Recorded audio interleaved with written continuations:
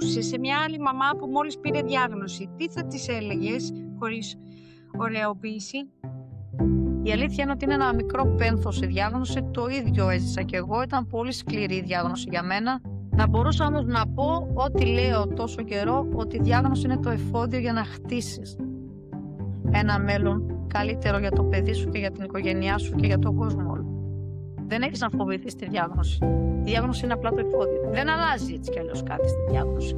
Όχι. Αυτό είπα κι εγώ. Γιατί όταν γύρισα με τη διάγνωση στο σπίτι,